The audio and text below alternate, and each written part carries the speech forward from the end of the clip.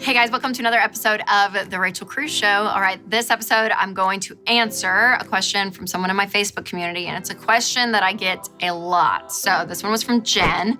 She said, I'd really love to dig into money saving, budgeting, and paying off debt, but my husband is not on board. He says we're doing fine, but we aren't. He brought a lot of debt over from his previous relationship. We can't even get approved for a mortgage. Do you have any tips to get him on board?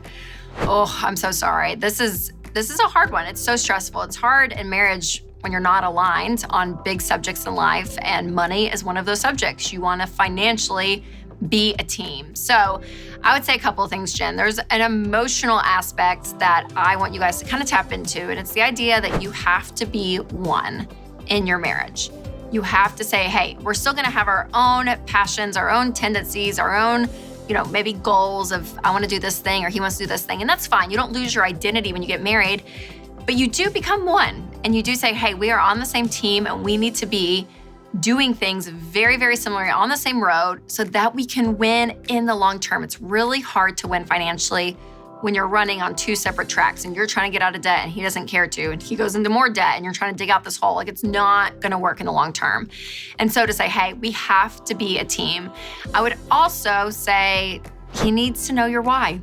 Why? Why do you wanna do this? Why do you wanna pay off debt? Why do you wanna live on a budget? Why do you wanna save? Why? Is it because you're stressed out? Is it because you're scared? Is it because you feel like you work so hard and you just have no traction and there's something just tactically off and you're like frustrated about it? Is it because you want your kids to live a better life than you did? Like, what is it? Figure out that why. And that's when you want to bring that conversation to him and say, hey, here's why I want to do this. And that usually leads to deeper conversations other than just money. And if there's hopefully some respect in the relationship, you guys are gonna hear each other. And it may not just be the thing that just takes off and like, oh yeah, we're gonna automatically win, but he needs to know your urgency of your why. Number 3, I would say that you're gonna have different money tendencies, and that's okay. You may always be more of the nerd in the relationship, or you're always going to be more passionate than he is. He might be more of a free spirit.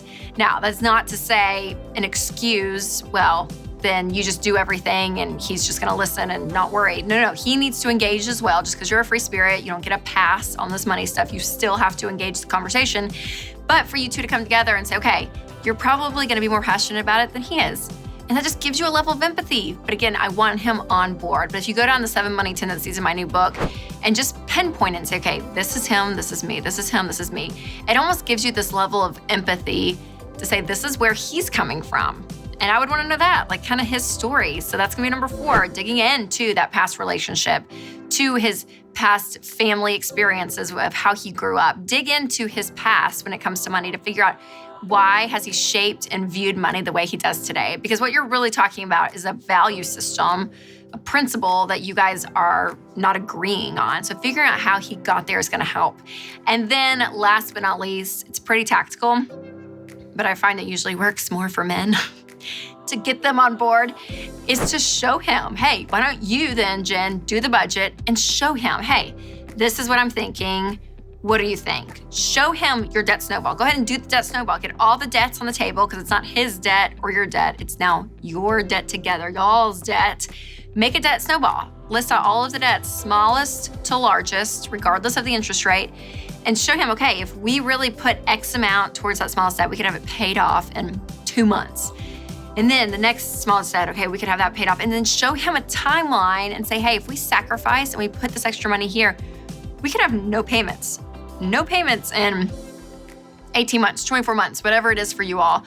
But to do that and show him tactically, because I think sometimes the idea of handling money well, whether it is budgeting or saving or getting out of debt, it's all kind of theory up in your head and it's kind of emotional and it's all here. But when you can bring it on paper to actually see it visually, that helps as well.